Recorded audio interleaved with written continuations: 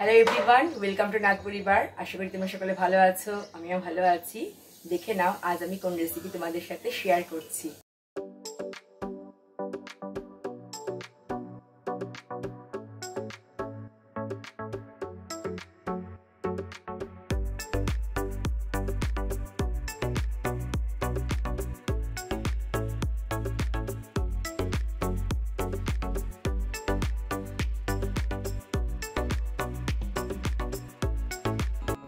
আজ তোমাদের সাথে শেয়ার করছি একটা অন্য ধরনের পায়েসের রেসিপি।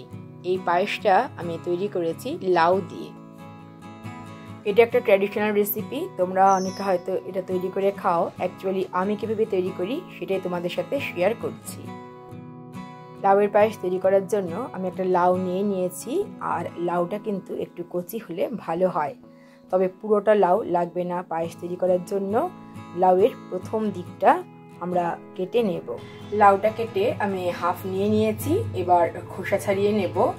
লাউ কেটে আমি জলের মধ্যে রেখে দিয়েছি। আর একটা জিনিস আমাদেরকে দেখাচ্ছি, লাউয়ের যে খোসা সেটা কিন্তু একটু মোটা করে ফেলে দিতে হবে। এবার লাউটা আমি গ্রেট করে নেব।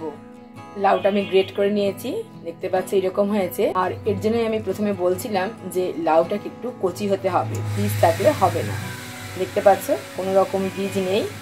এবার দেখো একটা বাটিতে আমি জল গরম বসিয়ে দিয়েছিলাম, জলটা জাস্ট ফুটে আসছে। ঠিক এইরকম সময় আমি গ্যাসের ফ্লেম অফ করে দেব। আর এই গরম জলটা দিয়ে আমি লাউটা একটু ধুয়ে নেব। তাহলে কি হবে বলতো, লাউয়ের মধ্যে যে সবজির গন্ধটা আছে সেটা পায়েসের মধ্যে আসবে না। তবে এটা সম্পূর্ণ অপশনাল, ইচ্ছে করলে তোমরা গরম জল দিয়ে নাও ধুতে পারো। এবার গরম জল থেকে তুলে রেখে দিতে হবে একটা ছাঁকনির মধ্যে। লাউয়ের মধ্যে জল থাকলে চলবে না, বেশ খানিকক্ষণ ছাঁকনির মধ্যে রেখে দেব যাতে জলটা সম্পূর্ণ ঝরে যায়। এদিকে আমি দুধ বসিয়ে দিয়েছি, এখানে হাফ লিটার দুধ রয়েছে। দুধটা আমরা ঘন করে নেব। লো ফ্লেমে আস্তে আস্তে দুধটা নাড়তে হবে যেন কড়াইতে লেগে না ধরে। অন্য একটা কড়াইতে আমি দিয়ে দিচ্ছি 1 টেবিল স্পুন ঘি, আর ভেজে নেব তার মধ্যে কিশমিশ আর কাজু আর কিশমিশ জাস্ট অল্প একটু ফ্রাই করে তুলে নেবার পরে আরও একটু ঘি আমি দিয়ে দেব কড়াইতে। আর এবার আমি দিয়ে দেব একটা তেজপাতা ফাটিয়ে, দিয়ে দিচ্ছি 2টো এলাচটাও আমি ফাটিয়ে দিচ্ছি। একটু ফ্রাই করে নেব। এদিকে দেখো লাউটা থেকে চেপে একদম জলটা বের করে দিতে হবে, দেখতে পেয়েছো? এবার দিয়ে দিচ্ছি কড়াইতে, আর দিয়ে দেব সাথে সামান্য একটু নুন। তাহলে কি হবে বলতো, তাড়াতাড়ি সেদ্ধ হয়ে যাবে। এবার নুন দিয়ে লাউ খুব ভালোভাবে আমি মিক্সড আপ করে নিচ্ছি। আর 3 থেকে 4 মিনিট আমি একটু নাড়াচাড়া করে নেব, যতক্ষণ পর্যন্ত না একটু মজে আসছে। 3-4 মিনিট খুব ভালোভাবে নেড়েচেড়ে নেবার পরে দেখতে পাচ্ছ যে অনেকটাই মজে এসছে। এখন আমি এটা দিয়ে দেব দুধের মধ্যে। দুধের মধ্যে লাউ দেওয়া হয়ে গেছে, এবার একটু নাড়াচাড়া করে নিচ্ছি। 6 থেকে 7 মিনিট লো ফ্লেমে নাড়তে হবে যাতে লাউ সেদ্ধ হয়ে যায়। এদিকে আমি তৈরি করে নিচ্ছি একটা ব্যাটার। দিয়ে দিচ্ছি এখানে 1 টেবিল স্পুন চাল গুঁড়ো, আর এতে দিলাম গরম দুধ দিয়ে চাল গুঁড়োটা খুব ভালোভাবে মিক্সড আপ করে নিচ্ছি। খুব ভালোভাবে মেশানো হয়ে গেছে, এবার এটা আমি এক সাইডে রেখে দিচ্ছি। এখন 7-8 মিনিট পর তোমাদেরকে দেখাচ্ছি। দেখতে পাচ্ছ অনেকটা ঘন হয়ে গেছে, আর লাউটাও কিন্তু সেদ্ধ হয়ে গেছে। তোমাদেরকে দেখাচ্ছি, দেখো দেখতে পেয়েছো একদম নরম সেদ্ধ হয়ে গেছে, বুঝতে পারছো?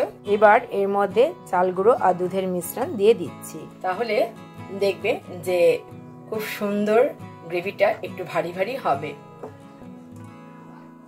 ভালো করে মিক্সড আপ করে দিলাম। আলগা চালের গুঁড়ো মেশাতে যেও না, তাহলে কিন্তু কি হবে বলতো, লামস এসে যেতে পারে। এখানে তোমরা ইচ্ছে করলে দুধ গুঁড়োও দিতে পারো, তাহলে খেতে আরো বেশি ভালো লাগবে। এবার এর মধ্যে আমি দিয়ে দিচ্ছি 1 বাটি বাতাসা। ইচ্ছে করলে তোমরা এর মধ্যে চিনিও দিতে পারো পাটালি গুড়। বাতাসা আমি খুব ভালোভাবে লাউয়ের মধ্যে মিক্সড আপ করে দেব, আর ওয়েট করব বাতাসাটা মেল্ট হয়ে যাওয়ার জন্য। বাতাসা দিলে কি হবে বলতো, খুব সুন্দর রংটা আসবে। যেহেতু ঘি দিলাম তো সেই কারণে আমি এর মধ্যে নলেন গুড় দিচ্ছি না, তাহলে নলেন গুড়ের যে এক্সট্রা সুন্দর গন্ধ রয়েছে সেটা আমরা পাবো না। আমি এর মধ্যে দিয়ে দিচ্ছি মিল্ক মেড।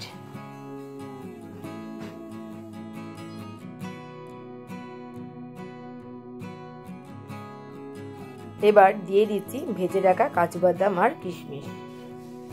লাউ দিয়ে মজাদার পায়েস সম্পূর্ণ রেডি। এবার আমি গ্যাসের ফ্লেম অফ করে দেব। এখন যতটা পাতলা লাগছে, যত ঠান্ডা হবে আস্তে আস্তে কিন্তু গাঢ় হয়ে যাবে। আমি এখন গ্যাসের ফ্লেম অফ করে দিচ্ছি। দেখতেই পাচ্ছ এইরকম হয়েছে লাউয়ের পায়েস। এবার একটা বাটিতে আমি সার্ভ করে দেখাচ্ছি। একটা বাটিতে সার্ভ করে দিয়েছি লাউয়ের পায়েস। গার্নিশিং পারপাস আমি উপর দিয়ে দিয়েছি একটু কেশর বা স্যাফরন, তবে এটা অপশনাল, ইচ্ছে করলে তোমরা দিতে পারো, নাও দিতে পারো। তোমাদের হাতের কাছে যে সমস্ত জিনিস থাকবে সেগুলো দিয়েও কিন্তু গার্নিশ করতে পারো। ভিডিওটা প্রথম থেকে শেষ পর্যন্ত দেখার জন্য অসংখ্য ধন্যবাদ।